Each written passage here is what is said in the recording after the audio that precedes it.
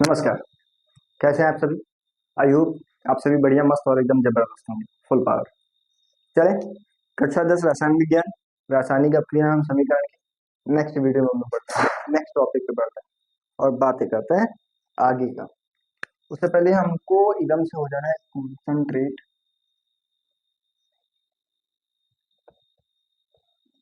पूरी एकाग्रता, पूरा ध्यान लगा दीजिए, हंसते रहिए, मुस्कुराते रहिए।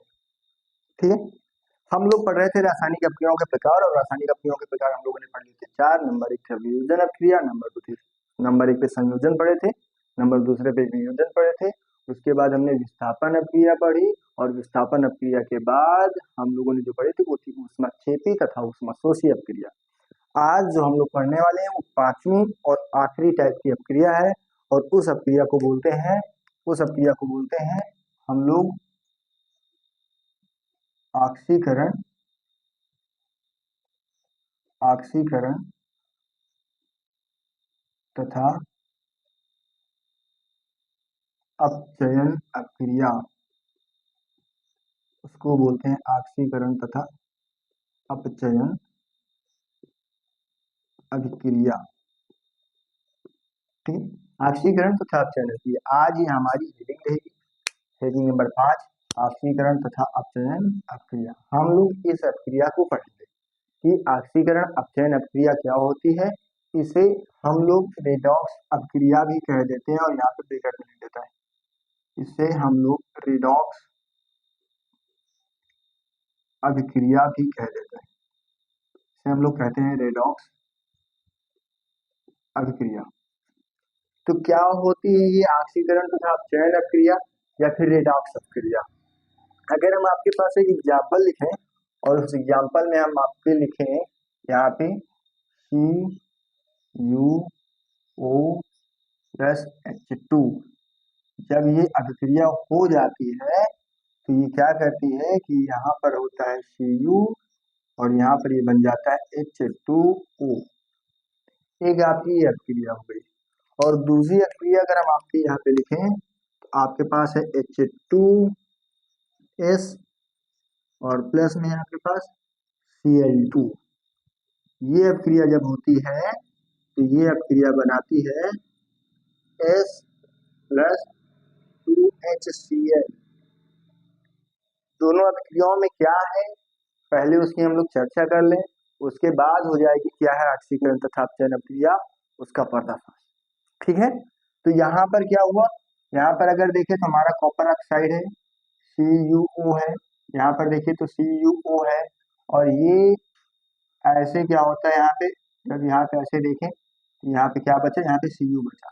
ये CuO था, CuO था, कॉपर ऑक्साइड था, और कॉपर ऑक्साइड से क्या बन रहा है, वो कॉपर बन रहा है, कॉपर बन गया।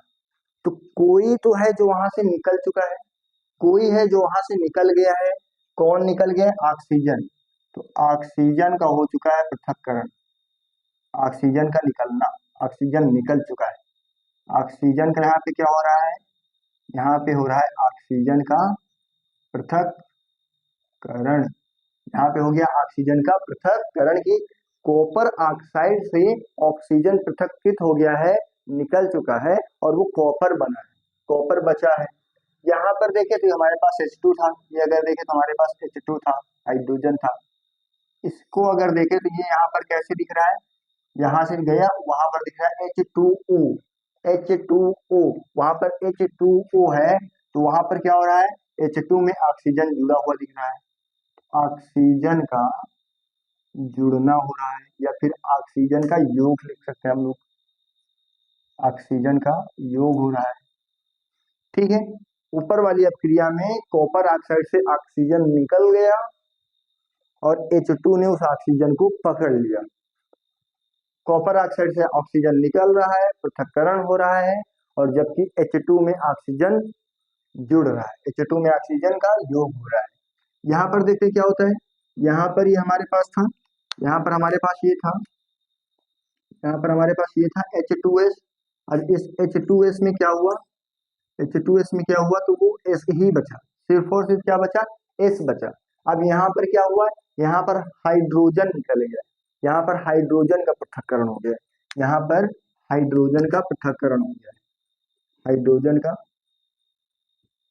पृथक्करण, हाइड्रोजन का पृथक्करण हो गया है।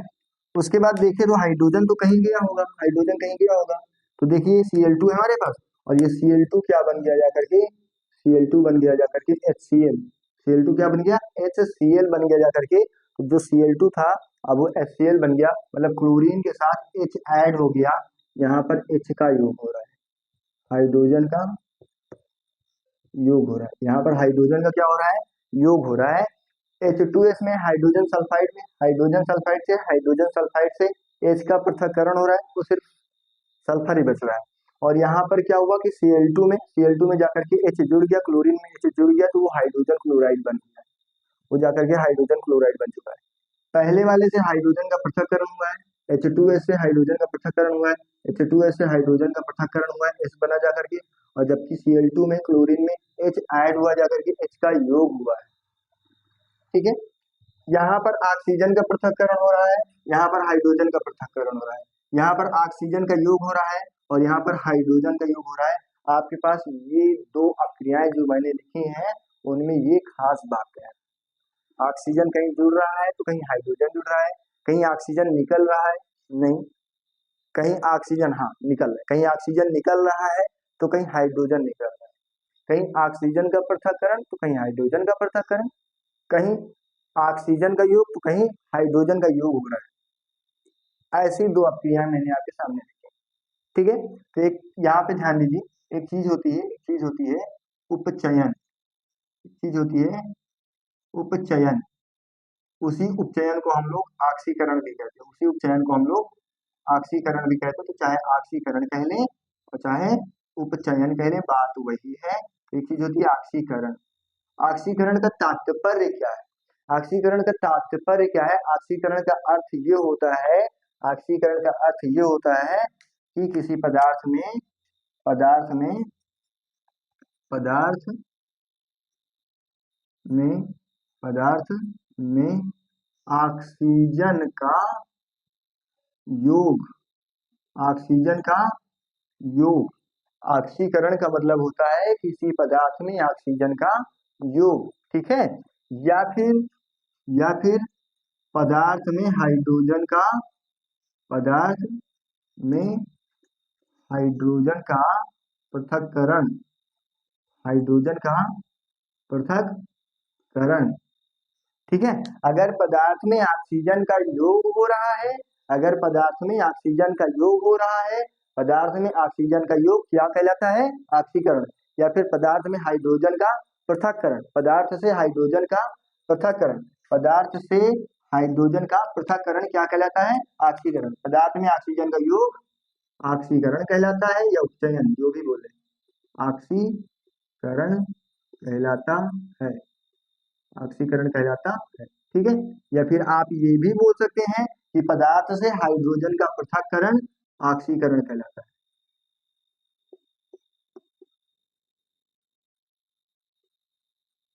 ऑक्सीकरण कहलाता है, ठीक है। फिर यहाँ पर एक और चीज आती है, यहाँ पर एक चीज और आती है जिसको बोलते हैं, जैसे यहाँ पर उपचयन या फिर ऑक्सीकरण आया, तो वैसे एक चीज और आती है जिसको बोलते हैं अपचयन, जिसको बोलते हैं अपचयन। अपचयन क्या होता है, अपचयन में भी पदार्थ होते हैं, पदार्थ किसी पदार्थ में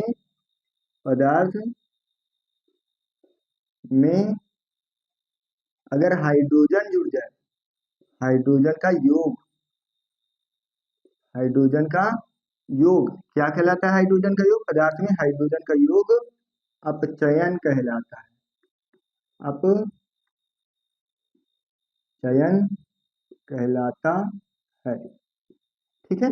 या फिर जैसे इसमें दो चीजें होती है, इसमें भी कह सकते हो कि पदार्थ से हाइड्रोजन का पृथक्करण, पदार्थ से हाइड्रोजन का पृथक्करण क्या कहलाता है, हाइड्रोजन का पृथक्करण क्या कहलाता है, अपचयन कहलाता है,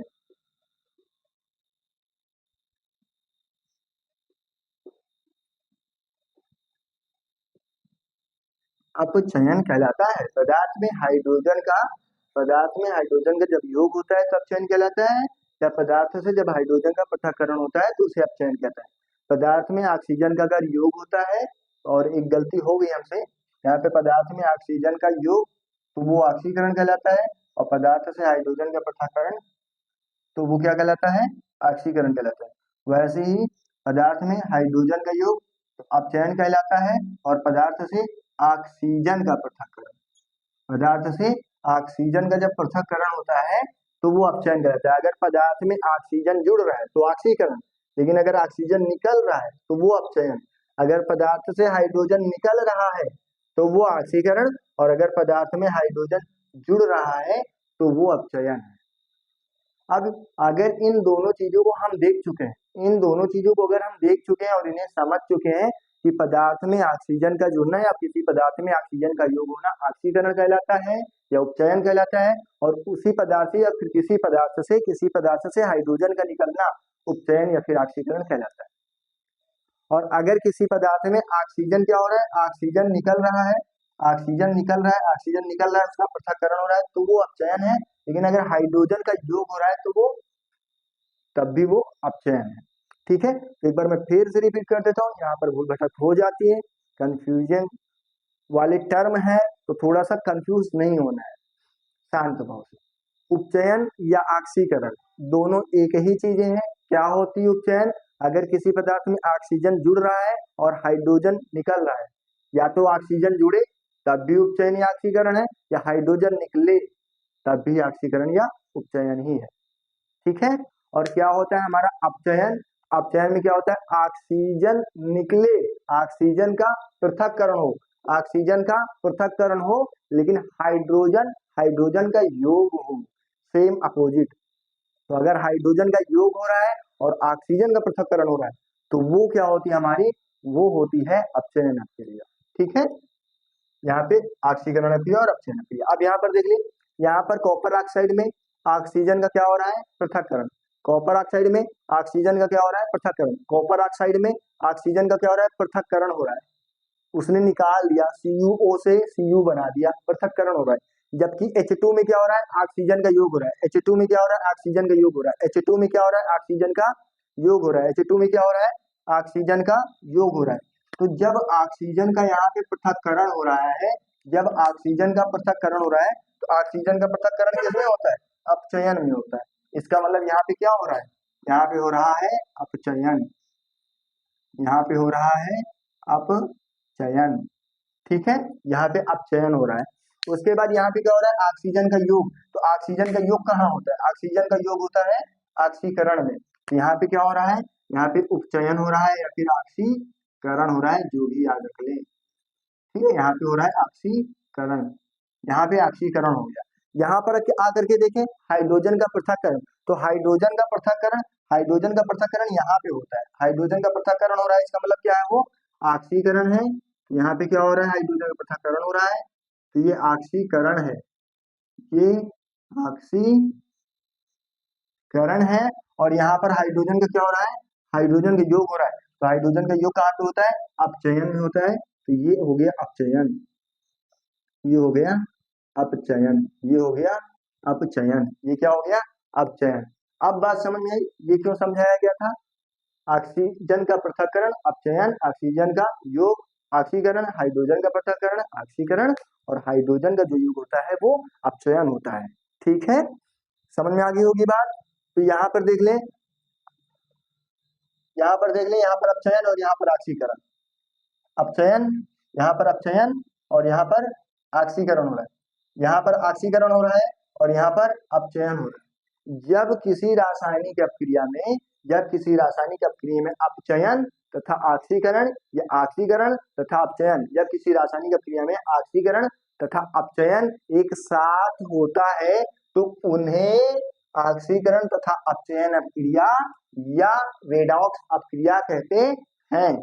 ठीक है, वह रासायनिक समीकरण जिसमें अपचयन तथा ऑक्सीकरण, वह रासायनिक समीकरण जिसमें वह रासायनिक क्रिया जिसमें अपचयन तथा ऑक्सीकरण, या फिर वह रासायनिक क्रिया जिसमें उपचयन तथा अपचयन दोनों अपक्रियाएं एक साथ होती हैं उपचयन अपचयन अपक्रिया अथवा रेडॉक्स अपक्रिया कहलाती है।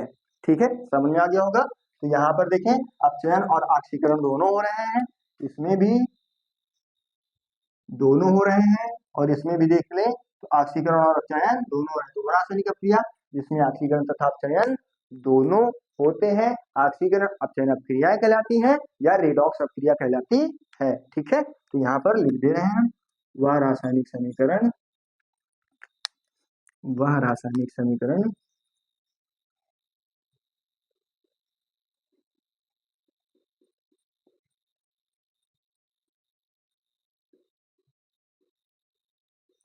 वह रासायनिक समीकरण जिसमें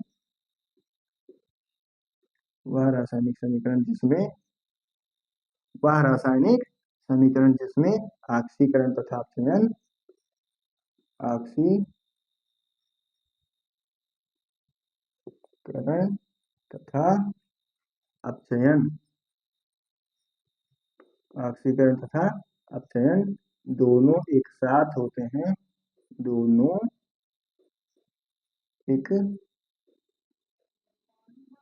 साथ होते हैं, दोनों एक साथ होते हैं। ठीक है, ऑक्सीकरण अपचयन अपक्रिया ऑक्सीकरण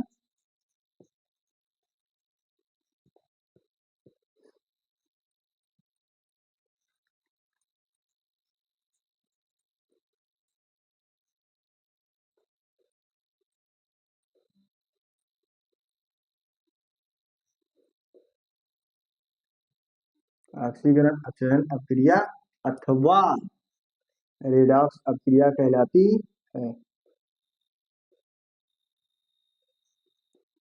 रेडॉक्स अपक्रिया कहलाती है।